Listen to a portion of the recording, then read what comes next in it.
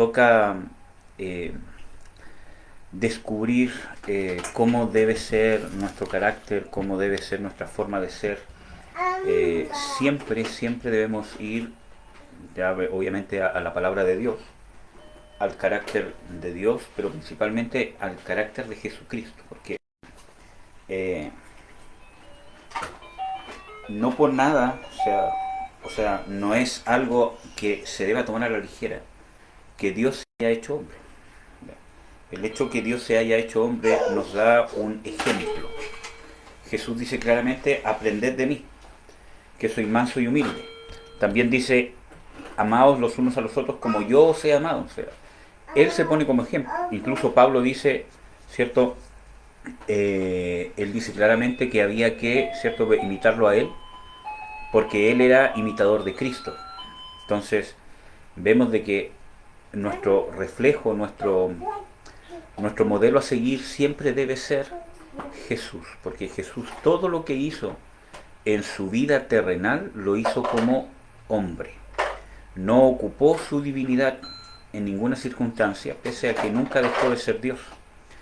Y eso nos da un estándar alto para alcanzar, pero que es alcanzable porque Jesús lo alcanzó por nosotros. Entonces es una aspiración que tenemos que tener en nuestra formación de vida.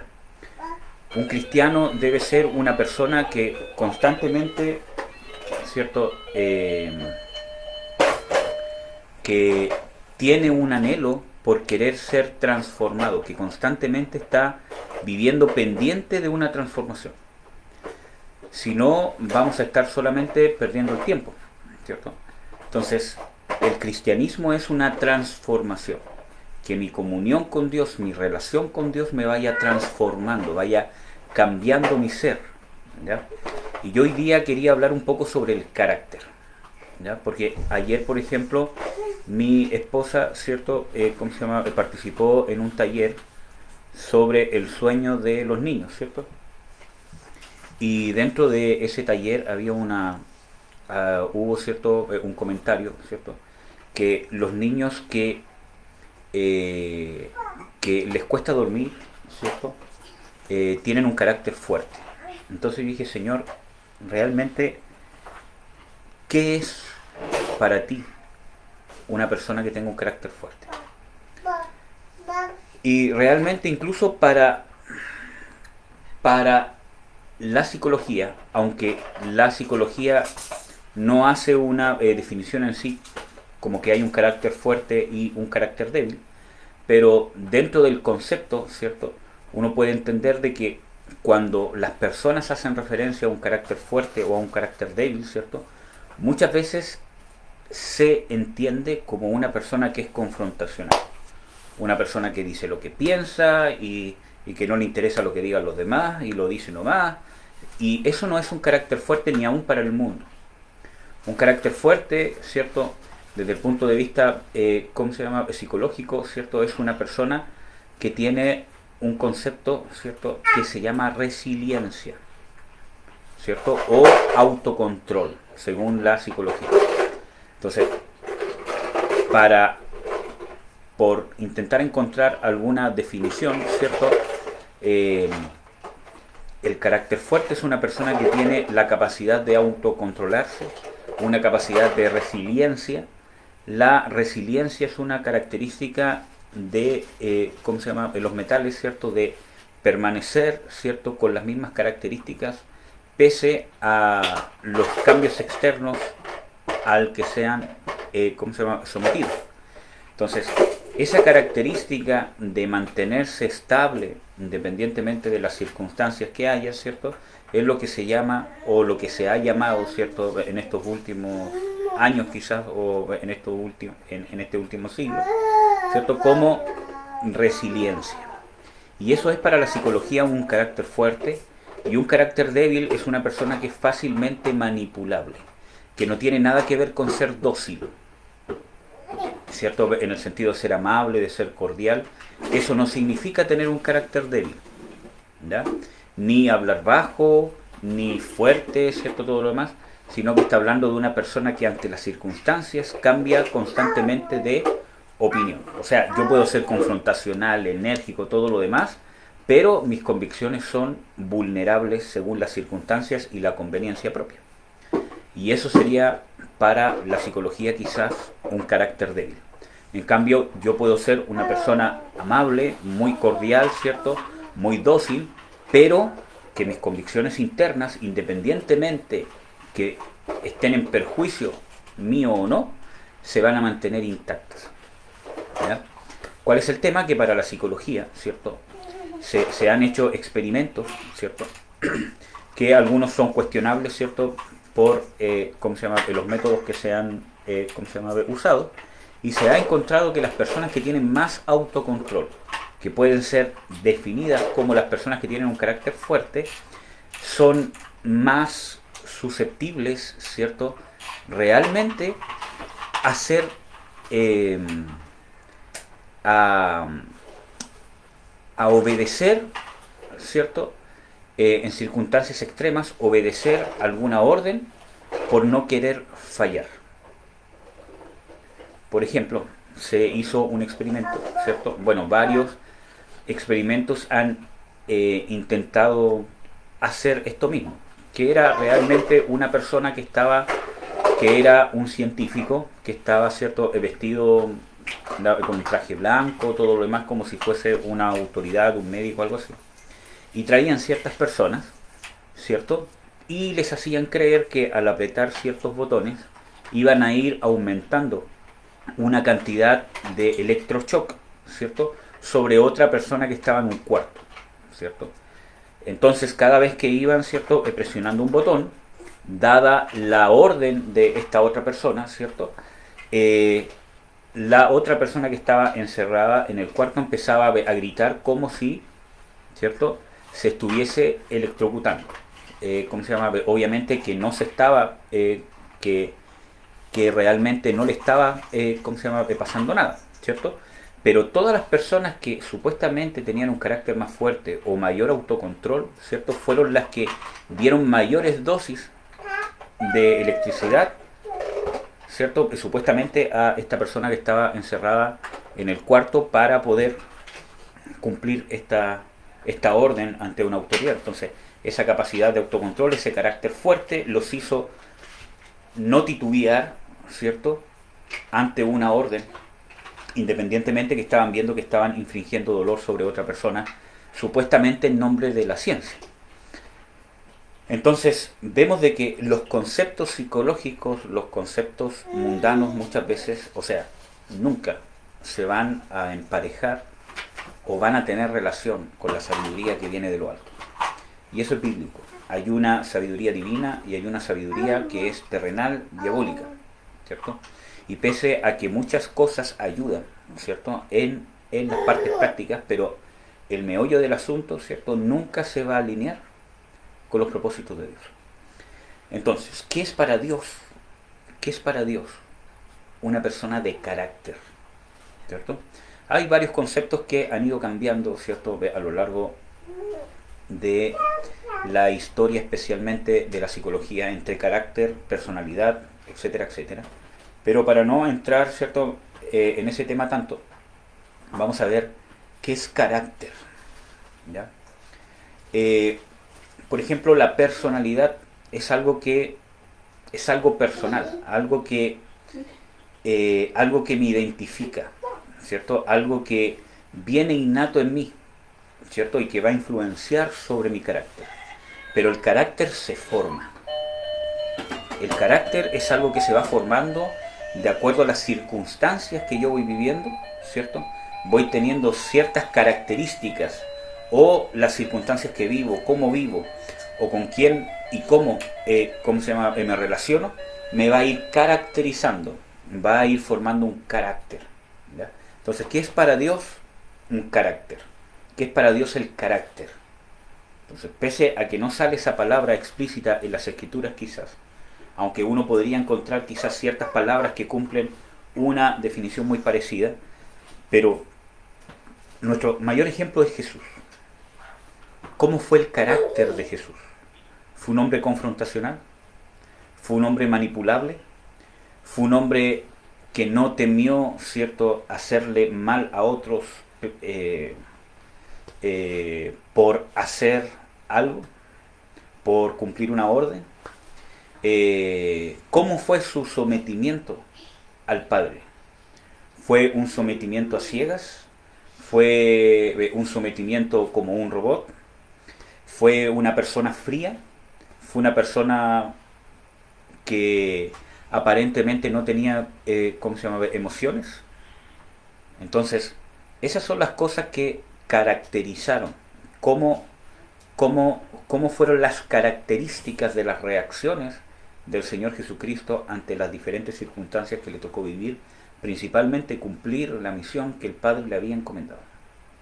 Entonces, vamos a leer algunos versículos bíblicos para poder hablar de eso. Y los invito a buscar en Lucas 22, versículo 40 en adelante. Lucas 22, versículo 40 en adelante.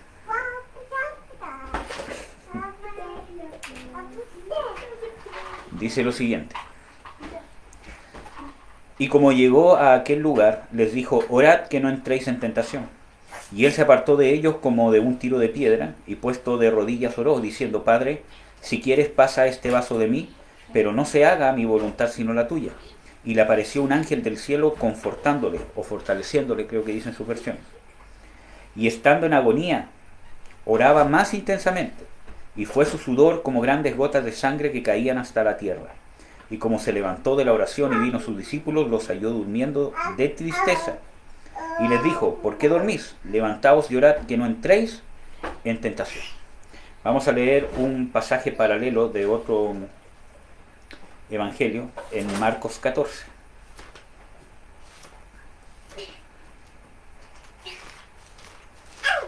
Bebazo, bebazo.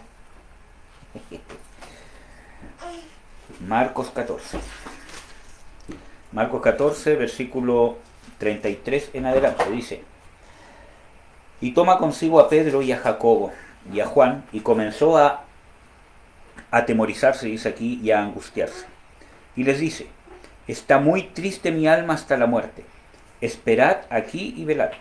Y yéndose un poco más adelante, se postró en tierra y oró, que si fuese posible pasase de él aquella hora.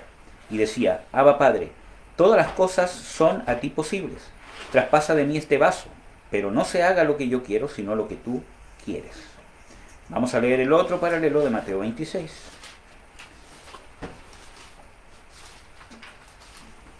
Mateo 26. Dice lo siguiente. Aquí está. Mateo 26, versículo 37. Y tomando a Pedro y a los dos hijos de Zebedeo, comenzó a entristecerse y a angustiarse en gran manera. Entonces Jesús les dice: mi alma está muy triste hasta la muerte. Quedaos aquí y velad conmigo. Y yéndose un poco más adelante, se postró sobre su rostro y orando y diciendo: Padre mío, si es posible, pasa de mí este vaso, pero no se haga lo que yo quiero, sino como tú quieres. Y vino a sus discípulos y los halló durmiendo. Entonces, vemos aquí, ¿cierto?, que una circunstancia en que el Señor Jesucristo, cómo pudo mantenerse firme ante sus convicciones y ante lo que tenía que hacer. O cuáles fueron esas características. Primero, ¿cierto?, vamos a analizar, aunque no les voy a leer estos versículos bíblicos, solo se los voy a mencionar, por tema del tiempo, porque no quiero extenderme mucho.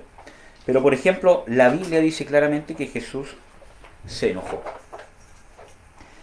Marcos 10:14, Marcos 3:5, dice que el Señor se enojó. Por ejemplo, cuando había una persona en el templo con su mano seca, ¿cierto?, Él llamó a esa persona, ¿cierto?, ¿cómo se llama?, al centro, porque los fariseos habían traído esa persona de adrede ahí para ver si lo sanaba en el día de reposo y poder matarlo.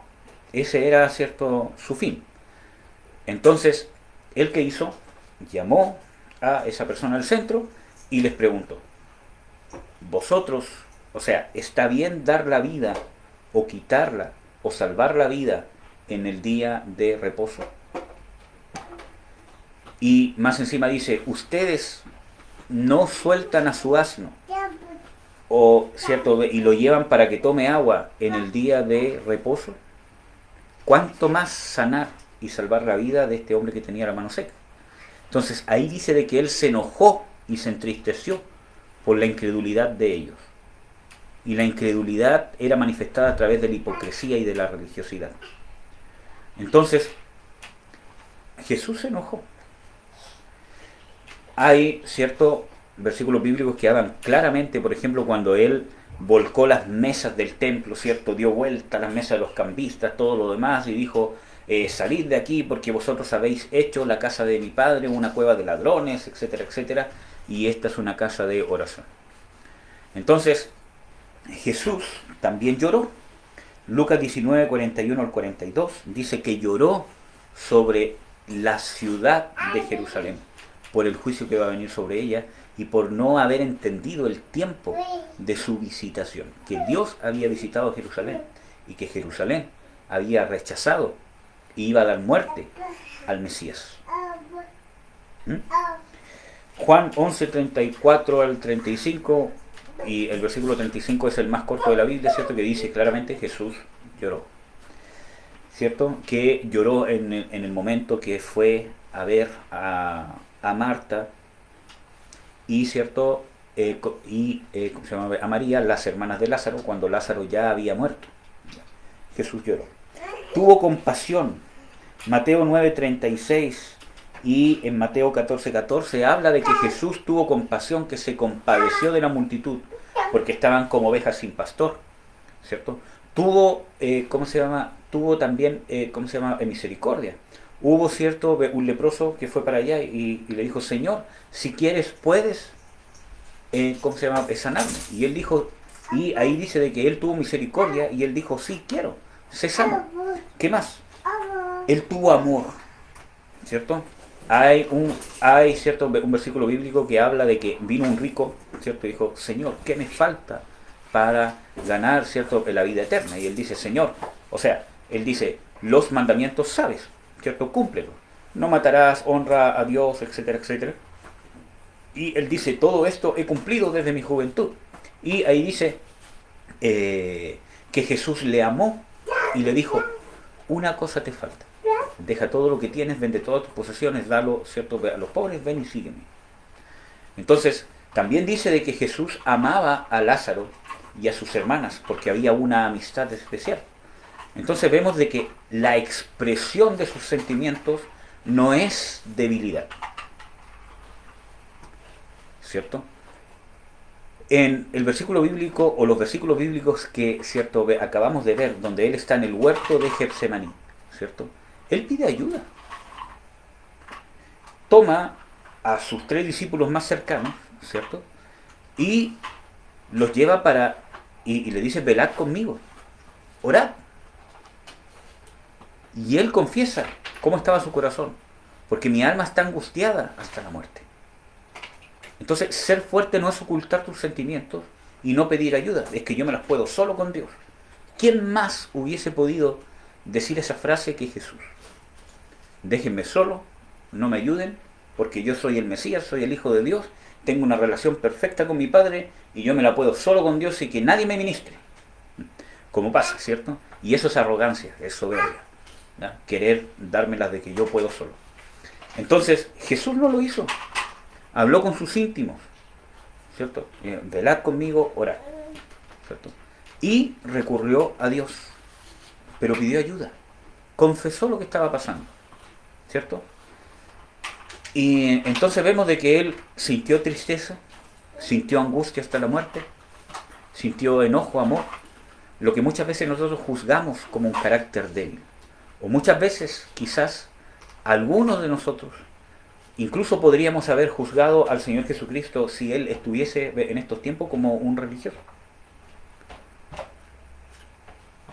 De que ora, de que, ¿cierto?, toma tiempo para orar, de que ¿cómo se llama?, habla de Dios en todo, de que nunca deja de hablar de Dios, de que todas las cosas las usa para una enseñanza de Dios, ¿cierto? De que en todas las cosas recurre a Dios, de que para todo ora.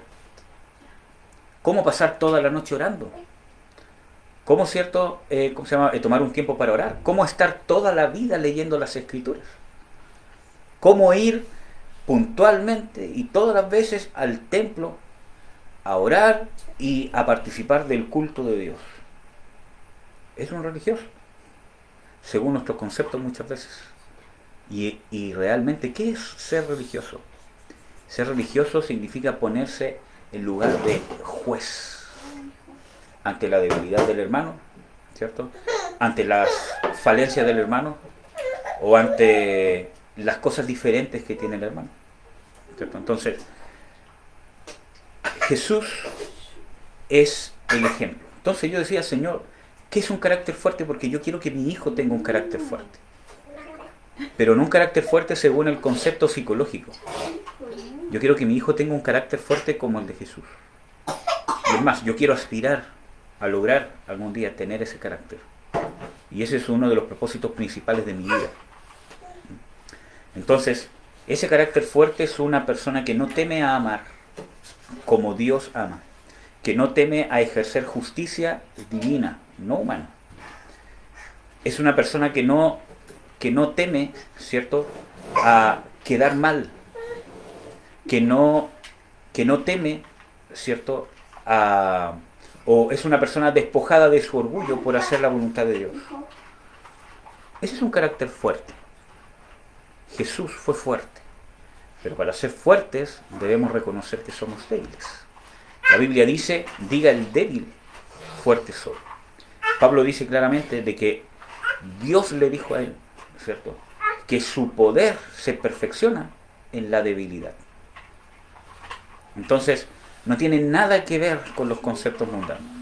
Ser fuerte, ¿cierto?, ser un verdadero hombre, ser una verdadera mujer, ¿cierto?, con carácter, no es una persona empoderada, ¿cierto?, que enfrenta todo, ¿cierto?, no voy a dejar que nadie me ponga el pie encima, todo lo demás. Un carácter fuerte o una persona fuerte para Dios es una persona que está dispuesta a recibir la ayuda que Dios le quiere dar y despojarse, ¿cierto?, de todo lo que creemos que nos sirve. Hay muchas cosas en nuestra vida, en nuestra forma de ser, incluso antes de conocer a Dios, que han sido parte quizás de lo que Dios ha querido construir en nosotros. O muchas cosas de las que hemos vivido, la mano de Dios ha estado detrás de eso por su misericordia. Y hay cosas que Dios va a usar, va a transformar en bendición en nuestras vidas. Especialmente las circunstancias difíciles que nos ha tocado vivir, especialmente en la familia, son cosas que Dios quiere transformar en bendición para que fortalezcan nuestro carácter de Cristo en nosotros, para que nos hagan ser fuertes. Entonces nuestra debilidad, ¿cierto?, nuestras falencias que hemos tenido, Dios las va a usar para hacernos fuertes. Pero debo admitir mi debilidad y mi dependencia de Dios me hace fuerte. Y eso es carácter. Jesús, ¿cierto?, no fue manipulado por el Padre. Y esto es algo que vamos a ver en los estudios de Cristología. Y es importante entenderlo. Porque el sometimiento a Dios, ¿cierto?, es incondicional. Pero no es obligación. No es impuesto. Dios no te obliga a someterte. Ya, por ejemplo, si yo los invito, para mi casa, ¿cierto? Ustedes entran y yo les digo, ustedes son libres de irse cuando quieran, hermanos, pero dejo la puerta con llave y escondo la llave, ¿cierto? Ustedes son libres para irse, ¿cierto? Yo, ¿cierto?, no les voy a imponer que no se quieran ir. Ustedes pueden pensarlo, pueden gritarlo, decirme, ¿sabes que yo no quiero estar acá? Pero yo mantengo la puerta cerrada. O sea, ustedes no tienen la capacidad de salir. Quieren salir, pero no tienen la capacidad. Dios no es así. Por eso que el sometimiento a Dios es incondicional.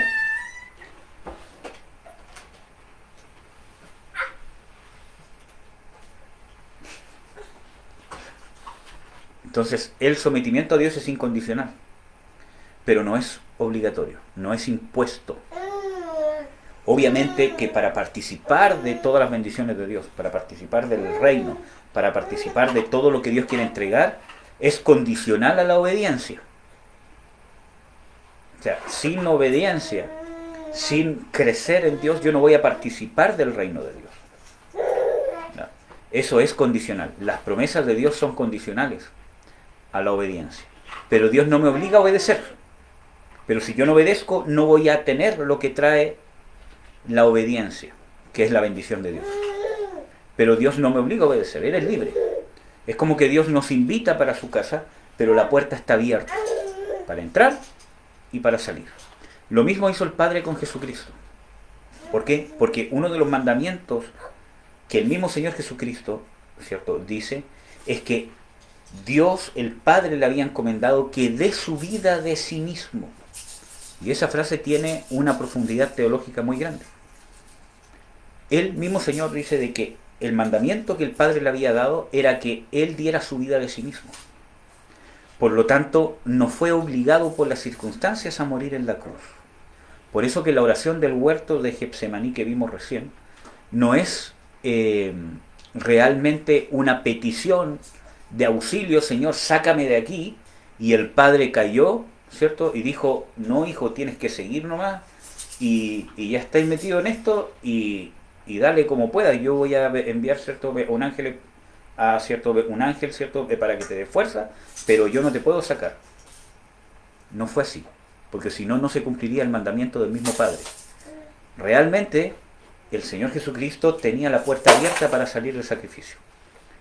Lo que dijo el Señor Jesucristo, Señor, si es posible que se cumpla el propósito que está en tu corazón, sobre mí, sobre el mundo, todo lo que está en tu corazón, o sea, si es posible que tu voluntad perfecta, ¿cierto?, todos los planes que solo tú conoces perfectos, que están en tu corazón, se cumplan como tú quieres, si es posible que pase eso sin que yo pase este vaso, que se haga, pero no se haga lo que yo quiero, sino que se haga lo que tú quieres. ¿Y cuál es la prueba de esto? Lo dice en Mateo, justamente después de la oración del huerto de Getsemaní. En el mismo Mateo 26, unos versículos más adelante, en el versículo 51, cuando van a tomar preso, ¿cierto? ¿Cierto?, al Señor Jesucristo, dice, y he aquí uno de los que estaban con Jesús, extendiendo la mano, sacó su espada, e hiriendo a un siervo del pontífice, le quitó la oreja. Entonces Jesús le dice, vuelve tu espada a su lugar, porque todos los que tomaren espada, espada perecerán. ¿Acaso no piensas que yo puedo ahora orar a mi Padre, y Él me daría más de 12 legiones de ángeles? ¿Cómo pues se cumplirían las Escrituras que así conviene que sea hecho? Entonces, vemos aquí de que realmente el Señor Jesucristo, que no miente, está diciendo, ¿no sabes que yo le podría pedir al Señor, sácame de aquí, y el Señor enviaría 12 legiones de ángeles y me sacaría inmediatamente? Entonces, ante esa frase entendemos que la oración en el huerto de Getsemaní no fue una petición de sácame de aquí, por favor, porque no quiero ser crucificado. La oración en el huerto de Getsemaní fue una búsqueda de la voluntad perfecta de Dios. Fue una conversación con Dios. Señor, si tu perfecta voluntad se puede cumplir sin que yo pase por este vaso amargo, que se haga. Pero no te estoy pidiendo que se haga lo que quiero yo, sino que si es posible que tu perfecta voluntad en tu corazón se cumpla sin que yo pase esto, que se haga. Y obviamente esa respuesta del Padre fue lo que sale en Isaías 53. ¿Cierto? Que fue que al Padre le plugó, le plació someterlo al quebranto extremo para que pudiera pagar el pecado de toda la humanidad. Debía cargar Él el pecado, debía pasar por ese vaso. Y como el Señor Jesucristo no estaba haciendo una petición de sácame de aquí, ¿cierto?, el Padre le confirmó que su perfecta voluntad era que Él fuese crucificado y pasara por ese vaso. Y Él dijo, amén. Y sus convicciones se fortalecieron, porque Él fue sincero con Dios. Él no se hizo el fuerte. Entonces, sino que Él vio que estaba en un momento de debilidad y recurrió, conversó con Dios, buscando hacer la voluntad de Dios, que no era obligación. No era que Él ya estaba ahí y ya no había cómo salir. Y él, ¿cierto? ¿Cómo se llama? Y él mismo lo declara unos instantes después. ¿No sabes que yo puedo orar ahora mismo y el Padre enviaría 12 legiones de ángeles y me sacaría de acá? Era porque el Padre le dejó la puerta abierta. Hijo, en el momento que tú me digas sácame, yo te voy a sacar. Independientemente que no se cumpla mi voluntad. Porque debe ser voluntario. Entonces, la voluntad de Dios es voluntaria. Dios no la impone. No es por la fuerza.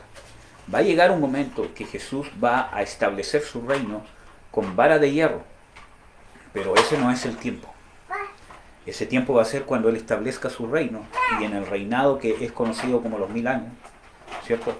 Va a establecer su reino, ¿cierto? Con vara de hierro, y nos va a usar, ¿cierto? A los que hemos participado, vamos a participar del reino de Dios para poder establecer su reino. Porque va a haber gente que no se va a someter por amor, sino que se va a tener que someter por el poderío, la potencia de Jesús y de su reino establecido aquí en la tierra.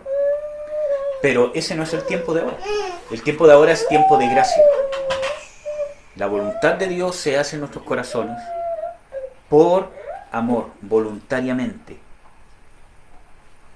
Pero no es que yo pueda hacer la voluntad de Dios a medias. Porque hacer la voluntad de Dios a medias no es hacer la voluntad de Dios. Si yo estoy haciendo la voluntad de Dios a medias, no estoy haciendo la voluntad de Dios. Dios es claro.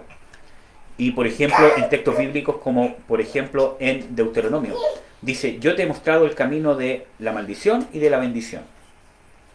El de la obediencia y de la desobediencia. Elige tú. Lo mismo es. La voluntad de Dios es absoluta, es total. Es una entrega total, ¿cierto?, a Dios, a su voluntad. Es a la única persona que nos podemos someter incondicionalmente, sin ponerle condiciones.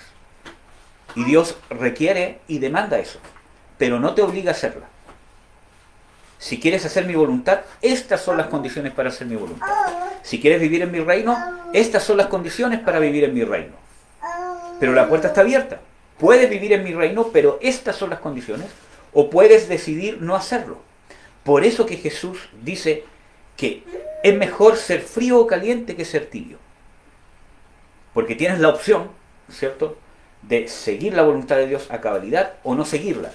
Pero querer engañarte a ti mismo, que estás haciendo la voluntad de Dios cuando no la estás haciendo o la estás haciendo incompleta, mejor sería que no la hicieras. Porque mayor juicio vas a tener. Entonces, Dios nos llama de una manera voluntaria a hacer la voluntad de Dios. Entonces, es un llamado. Los beneficios de vivir en el reino de Dios están delante de nosotros. Los únicos beneficiados por hacer la voluntad de Dios somos nosotros. Dios no va a ser más Dios ni menos Dios porque nosotros hagamos su voluntad o no la hagamos. Dios es, o sea, fue, es y será Dios. No va a ser ni más ni menos porque la humanidad lo rechace, porque la humanidad lo maldiga, porque la humanidad lo aborrezca, porque la humanidad lo adore. Dios es Dios y no necesita de esas cosas. Ni para sentirse bien, ni para sentirse amado, porque Él es la fuente del amor. Entonces, ¿quiénes son los únicos beneficiados? Nosotros. Dios ha abierto la puerta de su reino para que nosotros entremos. Y la entrada, ¿cierto?, es por la fe. Y la fe es obediencia. Sometimiento a la voluntad, a la palabra de Dios. Hemos hablado mucho de eso. Entonces, ¿qué significa ser una persona de carácter? Ser un verdadero hombre, ser una verdadera mujer, ¿cierto? Y tener un carácter, entre comillas, fuerte. El despojamiento voluntario de mi voluntad y voluntariamente someterme a la voluntad de Dios. Y saber que no tengo las fuerzas para hacerlo, pero que Dios tiene los medios para que yo lo pueda cumplir. Jesús amó, Jesús lloró, Jesús se gozó, Jesús tuvo compasión, Jesús declaró su condición cuando él estaba triste, cuando tenía gozo. Habló con sus amigos más íntimos, le dijo, orad conmigo, ¿cierto? Porque estoy angustiado hasta la muerte. Pero a veces nosotros somos orgullosos y arrogantes. No, me las voy, ¿cierto?, a bancar solo. Yo y Dios, yo y Dios. Jesús podría haberlo hecho con mayor derecho que nosotros. Y no lo hizo. Y eso no significa depender de las personas. Pidió ayuda, pero recurrió a Dios. Nuestra relación personal no debe ser, o sea, nadie se debe entrometer, perdón, en nuestra relación personal con Dios.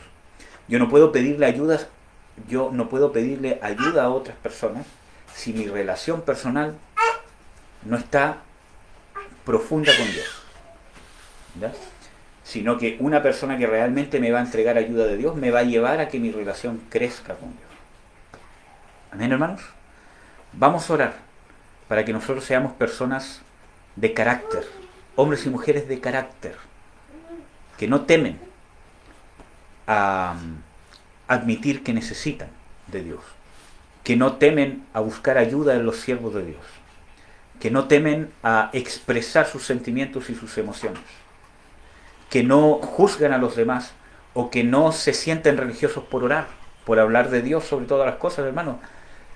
¿Cierto? El otro día yo estaba, orando ¿cómo se llama? Dios me dijo que los que entran al reino de Dios, obviamente ¿cierto? Este es, ¿cómo se llama? Un versículo bíblico. Los que entran al reino de Dios son los que son como niños. Es necesario recibir el reino de Dios como niño. Entonces, esa es la condición que tenemos que tener. Y muchas veces nosotros, juzgando a los demás por religiosos, ¿cierto?, nosotros estamos viviendo como religiosos. Porque muchas veces decimos, oye, pero en esta situación tan terrible, ¿cómo se puso a orar primero? Primero tenía que hacer esto y esto otro, es un religioso.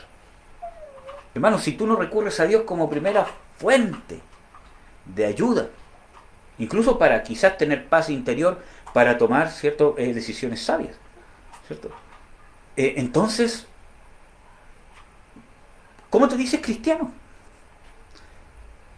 Si no recurres como primera fuente de ayuda a Cristo, incluso en las cosas más simples, ¿cierto? ¿Cómo se llama? Para mí, ¿cómo ser padre? ¿Cómo dar un consejo? ¿Cómo afrontar una situación difícil? Al primero que recurro es a Dios. Señor, ayuda. Incluso en cosas técnicas del trabajo, que tienen que ver con mi carrera, ¿cierto?, que yo sé que es parte del conocimiento que yo tengo que tener y simplemente aplicarlo. Pero yo recurro a Dios. Y eso no es ser religioso. Eso es recibir el reino de Dios como un niño. Entonces, hablar de todas las cosas desde el punto de vista de Dios no es ser un religioso. ¿Cierto? En el trabajo, ¿cierto? Cuando ¿cierto?, hay un tema, oye, esto. Yo, por gracia de Dios, he podido dar testimonio cuando Dios me ha exaltado, ¿cierto? Dice, es que tú acá, es que eres esto y esto otro, todo lo demás. Entonces, ¿cierto? Ahí yo doy testimonio. Es que para Dios, ¿cierto?, Dios es el dador de la autoridad, y para Dios la autoridad es responsabilidad y es servicio. Entonces, ¿cómo se llama? No es, ¿cierto?, imponer y todas las cosas así. Dios es así. Y todo lo que puedes ver en mí es lo que Dios ha hecho. Porque yo no era así. Y Dios es el que me ha dado gracia. Entonces, eso no es ser religioso. Que, cierto, cuando pasa algo te dicen, no, es que esto, para Dios, esto realmente es lo correcto.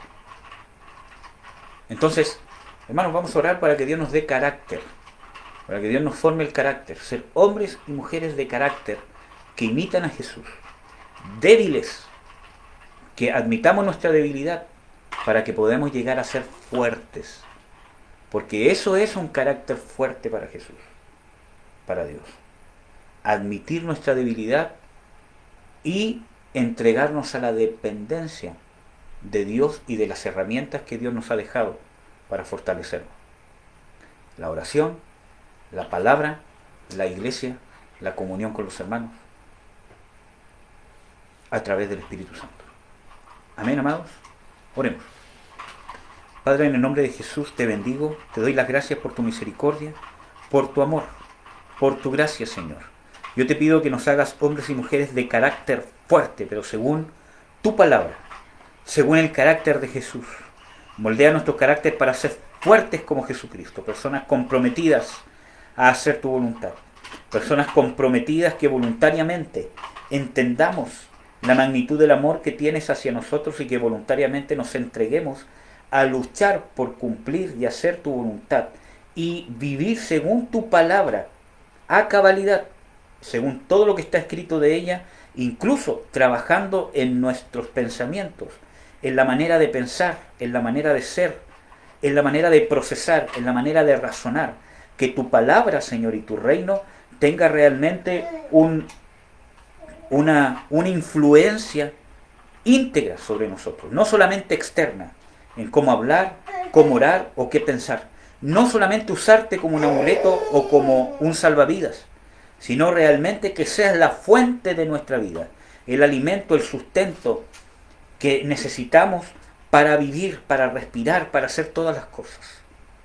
Te ruego, Señor, que nos ayudes a despojarnos de nuestra autodependencia, depender de ti, ser libres del temor a ser juzgados, del temor a ser criticados, ser íntegros, ser naturales, ser realmente transparentes, Señor, y no poner caretas para mostrarnos fuertes, etcétera, etcétera, porque necesitamos ser libres de esos temores, Señor. Haznos vivir una relación natural y fluida contigo, para que las relaciones con los demás, especialmente con nuestros prójimos más cercanos, fluyan de una manera natural y espiritual. Bendigo a mis hermanos, Señor, bendigo a mi hijo, bendigo a mi esposa, Señor, y te ruego que me bendigas a mí, Señor, para que nos des una unción especial, para que nuestro carácter sea formado a la imagen del tuyo. Quita los temores, quita los prejuicios, quita los juicios, quita las heridas, Señor, los malos conceptos mundanos de religiosidad, de un carácter fuerte, de un carácter débil, Señor, y haznos fuertes en nuestra debilidad. Ayúdanos a depender de ti, Señor. Perdónanos, Padre. Renuévanos, límpianos con tu sangre, Señor. En el nombre de Jesús. Amén. Amén, hermanos. Dios los bendiga. Vamos a poner una alabanza más.